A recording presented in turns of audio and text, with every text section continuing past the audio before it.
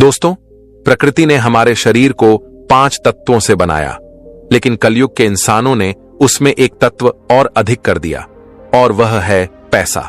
पैसों से सब चीजें नहीं खरीदी जा सकती, लेकिन पैसों से बहुत कुछ खरीदा जा सकता है।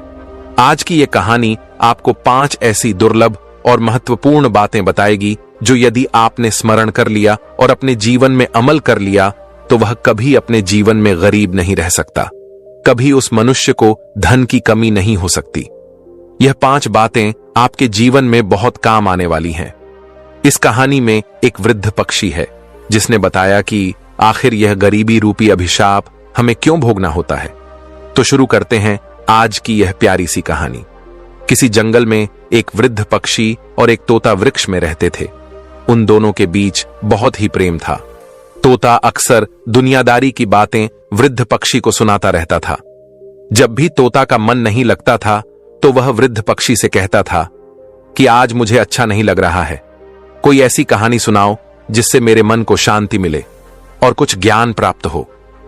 ऐसी कहानी सुनाओ जिससे दुनिया के लोग कुछ सीख सके, क्योंकि ज्ञानी का धर्म है कि वह अपने ज्ञान से लोगों का भला करे, उनका मार्गदर्शन करें, उन्हें मुश्किल वक्त से निकलने का उनको रास्ता बताएं। तब वृद्ध पक्षी कहती है, हे तोता, मैं तुम्हें बहुत अच्छी कहानी सुनाती हूं। यह कहानी लोगों की गरीबी मिटा देगी, लोगों को धनवान बना देगी। तुम इस कहानी को ध्यान देकर सुनना। तब वृद्ध पक्षी तोते को एक बहुत ही ज्ञानवर्धक कहानी सुनाती है। वृद्ध पक्षी कहती है कि प्राचीन समय की बात है। किसी नगर में एक गरीब व्यक्ति रहता था। उस गरीब औरत के 6 बेटे थे। वह औरत इतनी गरीब थी कि 2 वक्त की रोटी भी उसे ठीक से नसीब नहीं होती थी। उसका और उसके बेटों का कभी ठीक से पेट नहीं भर पाता था। उसने अपने जीवन में कभी अच्छे वस्त्र और अच्छा भोजन नहीं देखा था। वह गरीब महिला अपने साथ अपने बेटों को भी लेकर एक साहूकार के यहां नौकरी किया करती थी, और साहूकार उसे नौकरी के बदले में प्रतिदिन 3 पाई जौ दिया करता था।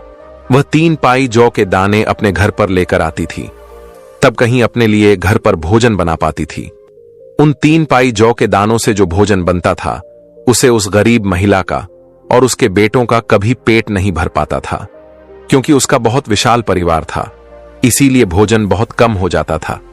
परिवार के अधिकतर लोग भूखे रह जाते थे। वह महिला पर ही लिखी तो थी नहीं, और ना ही वो कभी अपने बेटों को पढ़ा पाई थी। इसीलिए कहीं ढंग का काम भी नहीं मिलता था। पेट पालने के लिए वह और उसके बेटे साहूकार का काम करने चले जाते थे। साहूकार की मजदूरी ही उसकी जीविका का साधन था। साहूकार भी बहुत चालाक आदमी था। वह जानता था कि इन अनपढ़ गवार को कोई काम तो देगा नहीं, और ना उनकी घर की स्थिति इतनी ज्यादा अच्छी है जो यह हर दिन बैठकर खा सके। इसलिए वह काम के बदले में केवल 3 पाई जौ देकर ही उन्हें बहला दिया करता था। संसार में आपकी कमजोरी का फायदा उठाने वाले बहुत बैठे हैं। जैसे बिल में रहने वाले मेंढक और छोटे छोटे जीवों को सांप खा जाता है, उसी तरह विरोध ना करने वाले को और कमजोर लोगों को धूर्त और चालाक लोग खा जाते हैं।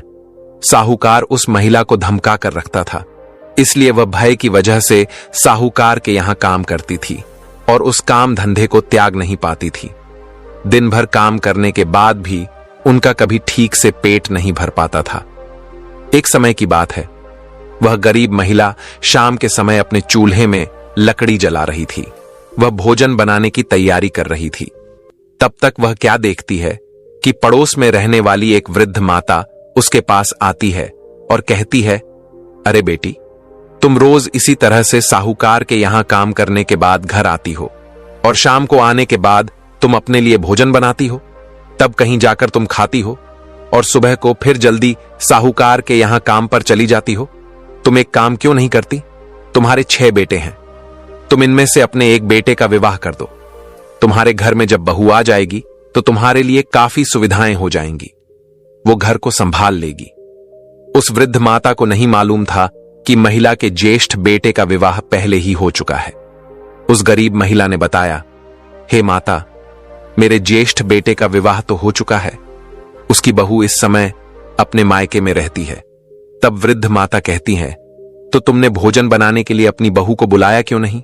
महिला ने जवाब दिया, वृद्ध माता, आप तो सब कुछ देख रही हैं कि हमारे घर की हालत क्या है। न तो बारिश से बचने के लिए सर पर छत है और न लेटने बैठने के लिए कोई चारपाई। बहू को बुलाकर हम उसे कहां रखेंगे? और हमारे घर पर कोई अच्छे सही सलामत वस्त्र भी नहीं है जिन्हें बिछाकर वह बेचारी रात बिता सके। यहां अपने लिए भी पेट भरने को भोजन नहीं है। बहू आ जाएगी तो उसका खर्च कैसे करेंगे? इसलिए हम बहू को नहीं लाते हैं। तब वह वृद्ध माता पूछती है, अरे बेटी, तुम्हारे पुत्र की शादी हुए कितना समय हो चुके हैं? तब वह गरीब महिला कहने लगी, अरे माता जी, हमारे पुत्र की शादी हुए 2 साल हो चुके हैं। माता जी ने पूछा कि जब 2 साल हो चुके हैं तो क्या तब से लेकर अब तक तुम्हारी बहू तुम्हारे घर पर नहीं आई है? गरीब महिला ने कहा, हां, वह मेरे घर पर अभी तक नहीं आई है क्योंकि हमने उसे बुलाया ही नहीं। तब बुढ़िया कहती हैं, बेटी, तुम ऐसे कब तक परेशान रहोगी? इसलिए अपनी बहू को अपने घर बुलवा लो। उस महिला ने जवाब दिया, माता जी, हमें माफ करना, हमारे पुत्र के पास में सही सलामत वस्त्र भी नहीं है जो उन्हें पहनकर वह अपने ससुराल जाकर बहू को बुला लाए। तब बुढ़िया ने कहा, अगर ऐसी बात है तो तुम चिंता मत करो, मेरे घर से मेरे बेटे के वस्त्र ले जाओ और उन्हें पहनाकर तुम अपने बेटे को भेज दो। वह माताजी उस गरीब महिला को अपने साथ लेकर अपने घर गई और अपने घर से अपने बेटे के वस्त्र निकाल कर लाई और कहा, इन वस्त्रों को तुम ले जाओ और अपने बेटे को पहना दो और अपने बेटे से कहना कि वह ससुराल जाकर के अपनी बहू को बुला लाए। वह गरीब महिला उन वस्त्रों को लेकर जब अपने घर पर आती है और अपने ज्येष्ठ बेटे को बुलाता है, फिर अपने बेटे से कहती है कि बेटे, इन वस्त्रों को पहन करके तुम अपनी ससुराल चले जाओ और अपनी पत्नी को बुलाकर ले आओ। इधर वस्त्रों को पहन करके वह गरीब महिला का बेटा अपनी ससुराल में पहुंचता है और उसके ससुराल वालों ने जब उसको देखा तो उसका खूब सेवा सत्कार किया। 2 दिन तक वह अपनी ससुराल में रुका। उसके बाद में अपनी पत्नी को लेकर वह अपने घर की ओर चल दिया। जब वह अपनी पत्नी को लेकर के अपने गांव के नजदीक आया तो उसने अपने गांव के पास आकर के विचार किया कि हमारे घर पर तो टूटी चारपाई है, हमारे घर की हालत बहुत खराब है। यदि इस समय हमारी पत्नी हमारे घर पर जाएगी तो हमें शर्म की वजह से अपना सिर झुकाना होगा। तब उस गरीब के बेटे ने विचार किया, चलो हम उस पड़ोस वाली माता जी के घर पर ही अपनी पत्नी को ठहरा देते हैं। इतना विचार करने के बाद में वह गरीब महिला का बेटा अपनी पत्नी को लेकर उस माता जी के घर पर जाता है और अपनी पत्नी को वहीं पर ठहरा देता है। उसके बाद वह युवक अपने घर पर चला आता है। उस पत्नी को नहीं पता था कि यह घर उसका नहीं है, बल्कि उसके पति ने उसे किसी दूसरे के घर में ठहराया है। रात भर वह पत्नी उस वृद्ध माता जी के घर पर ठहरी रही। उनका घर बहुत अच्छा बना हुआ था। पत्नी समझ रही थी कि यह उसके ही पति का घर है, लेकिन वह एक बात बार बार सोच रही थी कि उसका पति उसे इस घर में रखकर कहां चला गया है। इधर जब सवेरा होता है तो वह गरीब महिला अपने बेटों को लेकर साहूकार के यहां मजदूरी करने चली जाता है। दूसरी तरफ उस वृद्ध माताजी ने सोचा कि वह युवक अपनी पत्नी को हमारे घर पर रखकर चला गया है, लेकिन अभी तक उसे लेने नहीं आया। वृद्ध माताजी ने 2 दिन तक इंतजार किया। जब वह उसे बुलवाने नहीं आया तो माताजी ने सोचा कि चलो मैं ही इस बहू को इसके घर पर पहुंचा देती हूं। तब माताजी ने उस बहू से कहा, अरे बहू, लगता है तुम्हारा पति तो तुम्हें बुलवाने नहीं आएगा। चलो मैं ही तुम्हें तुम्हारी ससुराल ले चलती हूं। माताजी की बात सुनकर वह बहू एकदम चौंक जाती है। वह कहती है, ससुराल कैसा? ससुराल क्या? जिस घर में मैं रह रही हूं वह मेरा ससुराल नहीं है। तब वृद्ध माताजी उसे पूरी बात समझती है और उस बहू को लेकर के वह उसके ससुराल जाती है। उस बहू ने जब अपने घर में जाकर देखा तो घर का नजारा देखकर वह हैरान रह गई। घर की हालत बहुत बुरी थी। जगह जगह चूल्हे बने हुए थे और सब चूल्हे में राख भरी थी। घर में इधर उधर भी राख बिखरी थी। फिर उसके बाद उसने चारपाई की तरफ देखा तो चारपाई भी टूटी थी और जो बिस्तर थे उन पर काफी धूल जमी हुई थी। घर की छत आधी टूटी हुई थी। घर के अंदर की दीवारें धुएं से काली हो गई थीं। पूरे बर्तन सब इधर उधर बिखरे थे। अपने ससुराल का ऐसा हाल देखकर बहू की आंखों में आंसू आ गए। वह बैठकर रोने लगी। इधर जो माताजी थी वह तो उसको उसके घर पर रखकर अपने घर चली आई। वह बेचारी अकेली अपने घर पर बैठकर अपनी किस्मत को कोसने लगी। वह बहू अपने घर की इस हालत को देखकर काफी देर तक रोती रही। उसके बाद उसने विचार किया कि अब चाहे रो या हंसू, रहना तो मुझे इसी घर में है, क्योंकि मेरा विवाह इसी घर में हुआ है। वह बहुत चतुर और बुद्धिमान थी। वह मन में सोचने लगी कि अब इस तरीके से रोने से कोई काम चलने वाला नहीं है, मुझे ही कुछ करना होगा। तब उस बहू ने बुद्धिमानी से काम लिया। वो घर की हालत ठीक करने में लग गई। बुद्धिमान लोग मुश्किल वक्त में भी घबराते नहीं हैं, बल्कि अपनी बुद्धि से काम लेकर स्थिति को अपने अनुकूल बना लेते हैं। वह बहू वहां से उठती है और जितने घर में चूल्हे बने हुए थे उन सभी चूल्हे को एक एक करके फोड़ देती है और उन चूल्हे में से एक चूल्हा रहने देती है और घर के सभी बिस्तरों को अच्छी तरह से साफ करती है। सारे बर्तनों को धोकर एक जगह रखती है। काली काली जो दीवारें थीं उनकी पुताई करके साफ सुथरा बना देती हैं। इस तरह से सफाई करके उसने अपने घर की सूरत बदल दी। इसीलिए तो स्त्री को घर की लक्ष्मी कहा जाता है। स्त्री ही घर की शोभा होती है। इधर वह बहू उस टूटे फूटे नर्क जैसे घर को साफ सुथरा बना देती है। उसे काम करते करते शाम हो जाती है और वह अपने पति के आने का इंतजार करती है। काफी अंधेरा हो गया था, लेकिन उसका पति अपने भाइयों के और अपनी माता के साथ अभी तक लौटकर घर पर नहीं आया था। तो वह बहू घबराने लगती है और सोचती है कि मैं इस घर में अकेली हूं, मेरा पति अभी तक नहीं आया है, कोई दुष्ट आदमी मेरे घर में ना घुस आए। उसके मन में इस तरह की बातें चल रही थीं। तब वह क्या देखती है कि उसकी सास अपने बेटों के साथ घर के अंदर आती है। जब वह घर में घुसते हैं तो घर के अंदर का नजारा देखकर दंग रह जाते हैं। उसने देखा कि घर का तो हुलिया ही बदल गया है। वह अपनी बहू से जाकर पूछता है कि बहू, यह तुमने क्या किया? अपने घर में इतने सारे चूल्हे थे, तुमने उन चूल्हे को क्यों फोड़ दिया? तब वह बहू कहने लगी, मां जी, मुझे माफ करना, आज से केवल इस घर में एक ही चूल्हा रहेगा और सभी के लिए मैं भोजन बनाकर दूंगी। किसी को अलग चूल्हा में आग जलाने की जरूरत नहीं है। बहू की ऐसी बातें सुनकर उसकी सास और उसके देवर सब बहुत प्रसन्न हो जाते हैं। उसके बाद जो 3 पाए जौ दाने साहूकार ने उसे दिए थे वह उसने अपनी बहू को दे दिए। बहू ने उससे उनका भोजन तैयार किया और सबको भोजन कराया, लेकिन उस भोजन से उनमें से किसी का पेट ठीक से नहीं भर पाया। वह बहू 2 दिन तक तो इसी तरह से उन्हें भोजन बनाकर देती रही, लेकिन वह भोजन उनके लिए पर्याप्त नहीं हो पाया। जैसे ही तीसरा दिन हुआ तब उसने अपने सास से कहा कि मां जी, आप रोजाना उस साहूकार की मजदूरी करने जाती हो और वह साहूकार आपको रोज 3 पाइज के दाने देता है।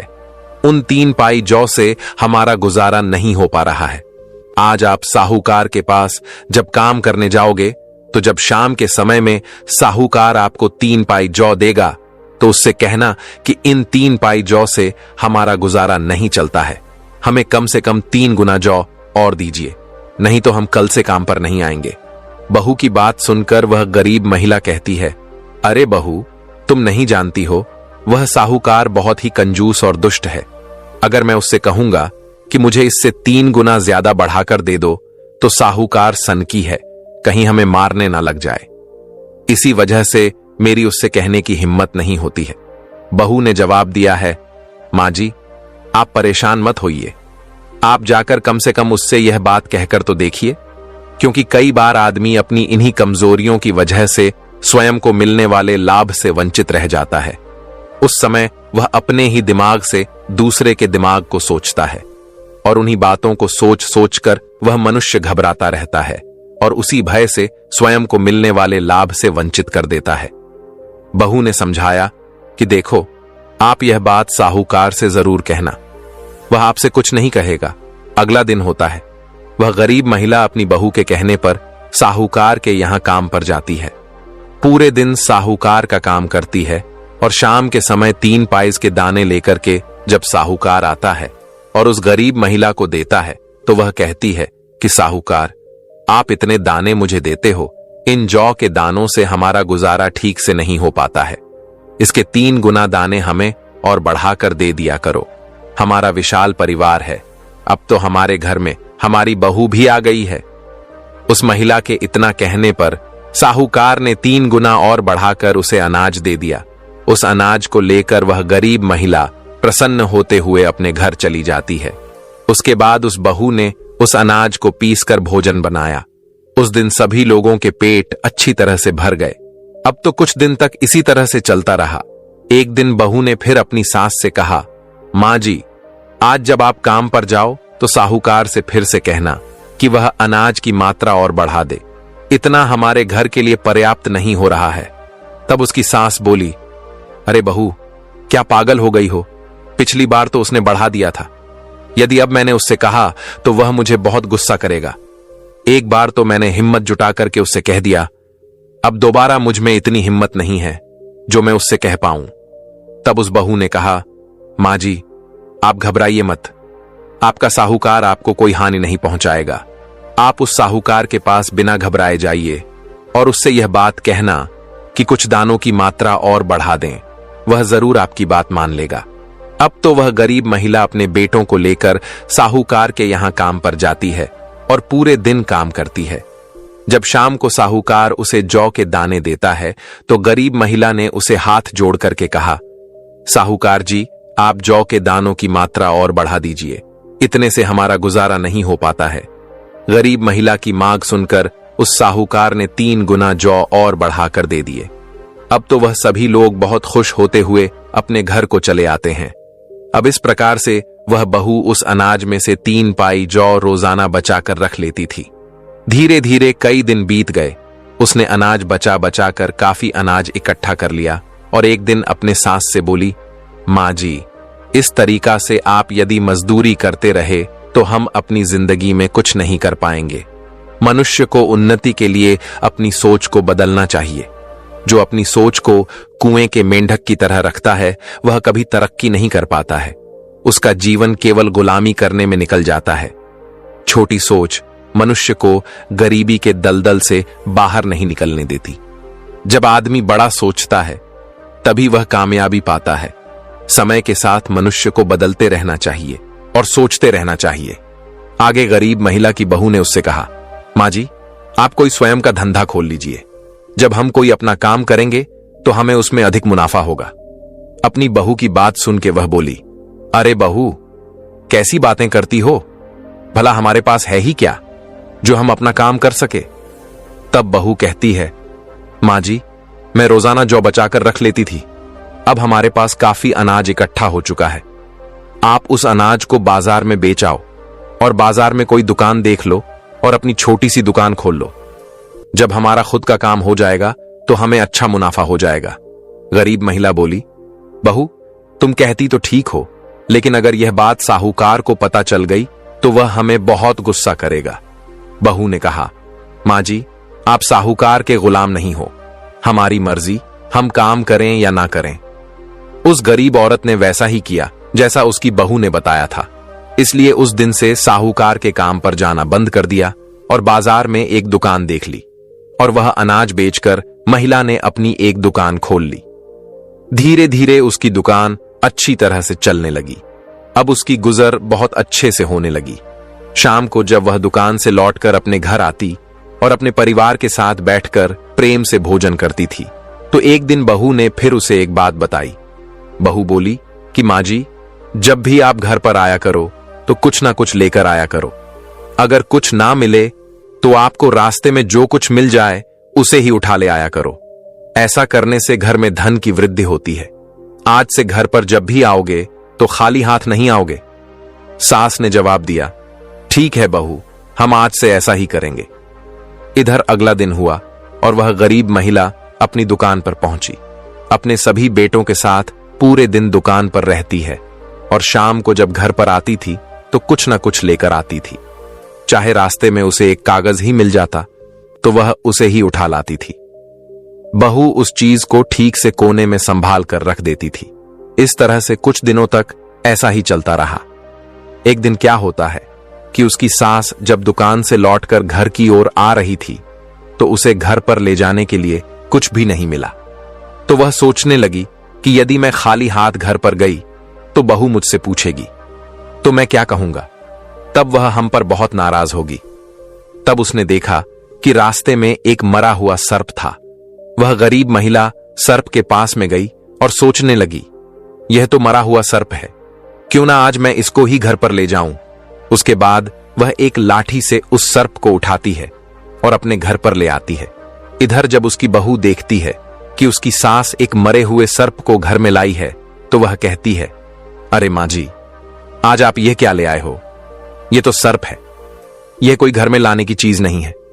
सास ने कहा है, बहू, तुमने ही तो कहा था कि कुछ ना कुछ लेकर आया करो, खाली हाथ मत आया करो। आज मुझे कोई वस्तु नहीं मिली, केवल यह मरा हुआ सर्प ही मिला था, तो मैं इसे उठा लाई। इसमें मेरी क्या गलती है? बहू बोली, कोई बात नहीं, इसे छत के ऊपर फेंक दीजिए। उस बहू ने उस सर्प को अपनी छत के ऊपर फेंक दिया। एक दिन उसी नगर के राजा की रानी का एक कीमती हार एक चील लेकर आकाश में उड़ गया और वह चील उस हार को लेकर के उस बहू के घर की छत के ऊपर से गुजरा। चील की नजर छत पर गई और उस मरा हुआ सर्प दिखाई दिया। चील जो कीमती हार लेकर आया था, वहां हार तो उसने छत पर ही छोड़ दिया और उस मरे हुए सर्प को उठाकर ले गया। इधर अगले दिन वह बहू अपने कपड़े सुखाने के लिए छत पर पहुंची तो उसकी नजर उस हार पर गई। वह उस हार को उठा लाती है और उस कीमती हीरे के हार को देखकर बहुत प्रसन्न होती है। उसने वह हार अपनी संदूक में छुपा कर रख दिया। इधर पूरे नगर में यह बात फैल गई कि रानी का हार चील लेकर चला गया। राजा ने पूरे नगर में घोषणा करवा दी और अपने सैनिकों को चारों दिशाओं में भेज दिया कि पता करो कि वह चील उस हार को लेकर कहां गया है। वो हार जिस व्यक्ति को मिल जाए वह तुरंत राज दरबार में पहुंचा दे। वह हार हमारी रानी का है, जो कोई उस हार को पहुंचाएगा उसे हम बहुत सारा इनाम देंगे। सारे शहर के लोग उस हार की तलाश में लग गए। इधर ये बात उस बहू को मालूम हुई कि रानी का हार बताने वाले को या पहुंचाने वाले को राजा साहब मुंह मांगा इनाम देंगे। लेकिन वह राजा कई दिनों तक इंतजार करता रहा कि कोई उस हीरे के हार को लेकर के आएगा, पर अभी तक किसी ने हार नहीं पहुंचाया। अब तो राजा को गुस्सा आने लगा। राजा अपने सैनिकों से और मंत्रियों से कहता है, जल्दी से पूरे नगर में यह खबर फैला दो कि वह हार अभी तक कोई लेकर नहीं आया है। अगर वह हार किसी को मिल गया और अगर किसी के घर में रखा पाया गया तो राजा उसे कठोर दंड देंगे।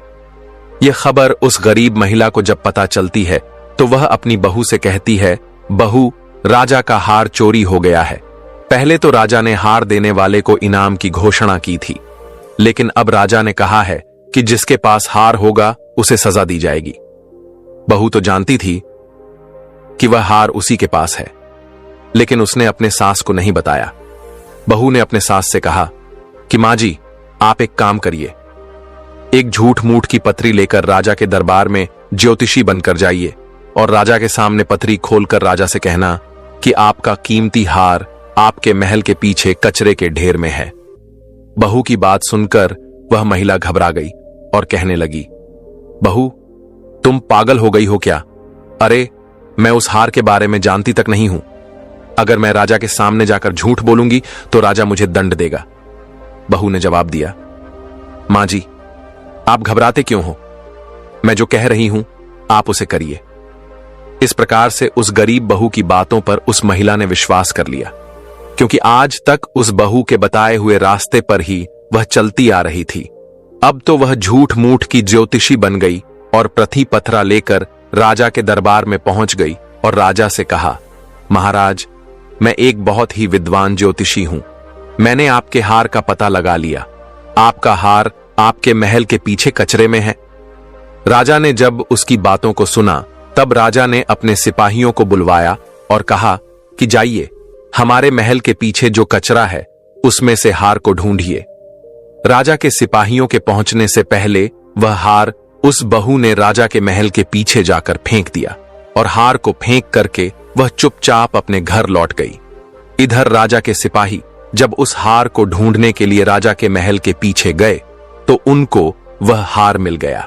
वह हार लाकर के उन्होंने राजा को सौंप दिया। तब वह राजा उस गरीब महिला से बहुत ही प्रसन्न होता है और कहता है कि तुमने हमारा हार बता दिया है, इसलिए हमसे तुम कोई भी वरदान मांग लो।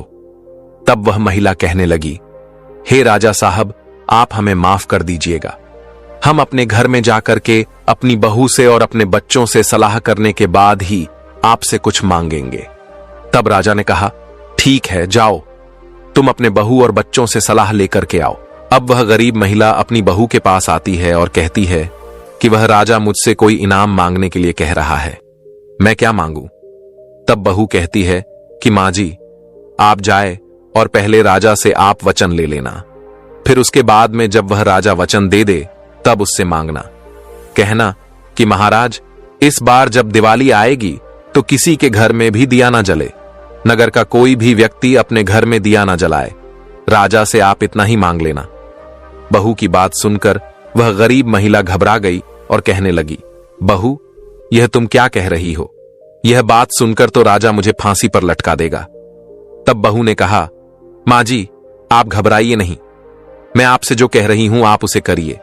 अब बहू के बार बार आग्रह करने पर वह गरीब महिला राजा के पास जाती है और राजा से कहती है कि राजा साहब, पहले आप वचन दीजिए, तभी हम आपसे मांगेंगे। यदि आप वचन नहीं दोगे तो हम नहीं मांगेंगे। राजा ने वचन दिया और कहा कि आप जो मांगोगे हम वहीं आपको देंगे। तब उस महिला ने राजा से वही बात कह दी जो उसकी बहू ने बताई थी। इस बार दिवाली आ रही है और हमारी आपसे मांग है कि इस बार दिवाली पर नगर का कोई भी व्यक्ति अपने घर दीपक ना जलाए। पूरे शहर में अंधेरा रहना चाहिए, दीपक केवल हमारे ही घर में जलेगा। गरीब महिला की बात सुनकर राजा गुस्से से भर गया और कहने लगा, क्या तेरा दिमाग खराब हो गया है? मैं कैसे पूरे शहर में अंधेरा करवा दूं? गरीब महिला ने कहा, महाराज, गुस्सा क्यों करते हो? यदि आपको नहीं देना है तो मना कर दीजिए। काफी सोच विचार करने के बाद राजा ने कहा, ठीक है, हमने वचन दिया है तो हम अपने वचन को पूरा करेंगे।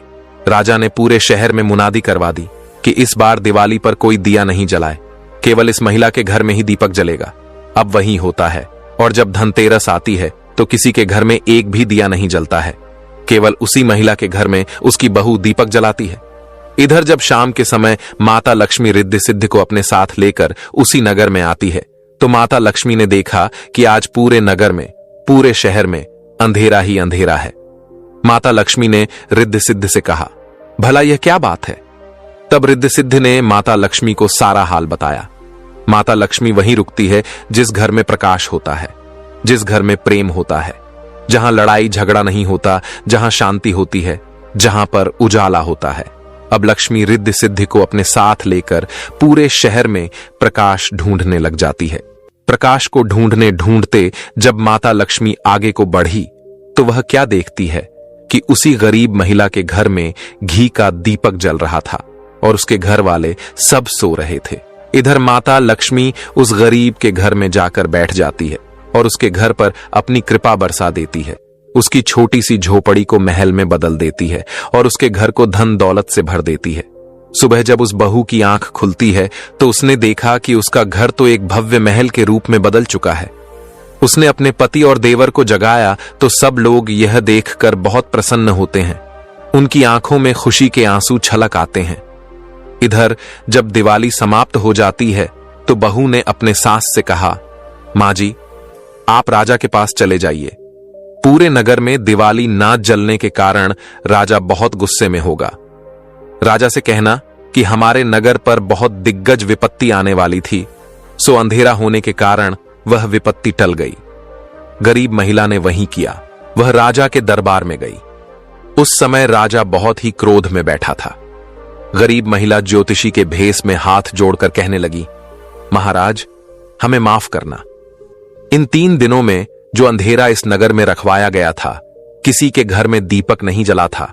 इसका कारण यह था कि आपके नगर पर बहुत दिग्गज मुसीबत आने वाली थी। वह मुसीबत अंधेरा होने के कारण नहीं आई, यानी वह विपत्ति टल चुकी है। अब आप लोग हम पर नाराज मत होइए। इस बात को सुनकर के राजा बहुत प्रसन्न होता है। बाद वह राजा उस गरीब महिला को और भी बहुत सारा मुंह मांगा इनाम देता है। वृद्ध पक्षी आगे तोता से कहती है कि तोता, एक बुद्धिमान बहू की चतुराई से उनकी गरीबी अमीरी में बदल गई। नर्क जैसा दिखने वाला वह घर स्वर्ग बन गया। कहते हैं कि बुद्धिमानी और विवेक से किया गया काम हमेशा सफल होता है और वह आपको सुख की ओर ले जाता है। तब वृद्ध पक्षी बोली, हे तोता, जो मनुष्य मेरी इन 5 बातों को ध्यान नहीं रखता है वह हमेशा गरीबी से बंधा रहता है। नंबर 1, जो मनुष्य हिम्मत और साहस से खाली है, करने योग्य कार्य को भी समय पर नहीं करता, वह आदमी गरीब बना रहता है। नंबर 2, जो बुद्धि से सोचकर काम नहीं करता, जल्दबाजी में कर बैठता है, किसी काम को करने से पहले घबरा जाता है, वह हमेशा गरीब बना रहता है।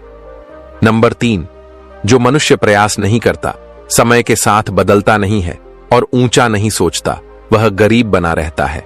नंबर 4, जो मनुष्य दूसरों पर निर्भर रहता है, आत्मनिर्भर नहीं बनता, थोड़े से ही संतोष कर लेता है, वह हमेशा गरीब बना रहता है। नंबर 5, जिस घर में स्त्री नहीं होती, स्त्री का सम्मान नहीं होता, स्त्री को मारा पीटा जाता है। जिस घर में हर समय लड़ाई झगड़े होते हैं, जिस घर के पुरुष क्रोधी और उदंड होते हैं, जिस घर के पुरुष पराई स्त्रियों में अशक्त रहते हैं, उस घर से कभी गरीबी नहीं जाती।